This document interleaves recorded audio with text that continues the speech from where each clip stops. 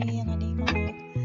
សម្រាយវីដេអូចាសម្រាយវីដេអូនេះគឺកាត់តឡងដើម្បីតែត្រាំឲ្យវារីករាយចឹងណាបងប្អូនទុកស្ងាត់ឲ្យកូនទៅពេលថ្ងៃតែព្រឹកហ្នឹងគឺខ្ញុំទៅលេងគឺខ្ញុំឆ្លៀតទៅធ្វើនិយាយរួមអ្វីដែលអាចឆ្លៀតបានគឺខ្ញុំឆ្លៀតចឹងណាបងប្អូនហើយតឡងនេះខ្ញុំត្រាំវាហើយឲ្យវារីករាយដែរ Remember the days we were young, wild and free, basic getting bright. We used to dance the night away, hang out the whole next day, laughing, having fun. លិចកើតអត់បានធ្វើអីទេបងប្អូនធ្វើអីយើងពិបាកក្នុងពេលវេលាគឺដោយសារតែយើងយកផងត្រូវជួយធ្វើដើម្បីទឹកធ្វើអីឲ្យកូនចឹងណាហើយឥឡូវខ្ញុំធ្វើការជាមួយឆ្មាហើយជាមួយឆ្មាគឺសាច់ល្អមែនទេបងប្អូនចិត្តហើយគឺខ្ញុំធ្វើការជាមួយដោយសារតែ Summer love, you have no idea what you did to me. Summer love, didn't care that we weren't meant to be. You were mine, I was yours. Take me back once more. Summer love, where did you go? Summer love, you have no idea what you did to me. Summer love, didn't care that we weren't meant to be. You were mine, I was yours. Take me back once more. Summer love, sweet joy, where did you go? ត្រាំរីកហើយឥឡូវខ្ញុំយកមកលាងបាច់ឆ្លាតទៅបងប្អូន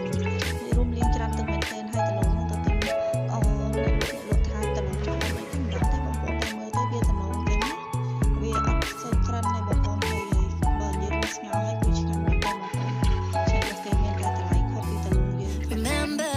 the days we were young, wild and free, មានពណ៌ស basic getting bright. ប៉ុន្តែយើង We used to dance the night away, hang out the whole next day, laughing, having fun.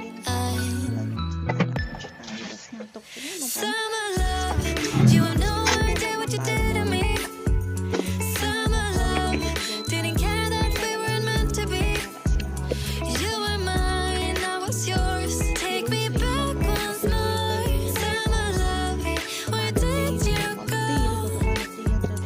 Summer love, you have no idea what you did to me. Summer love, didn't care that we weren't meant to be. You were mine, I was yours. Take me back once more. Summer love, sweet joy, where did you go?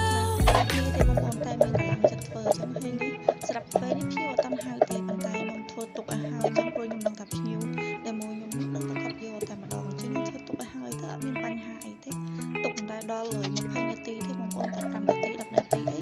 ពេលដែលគាត់ហៅ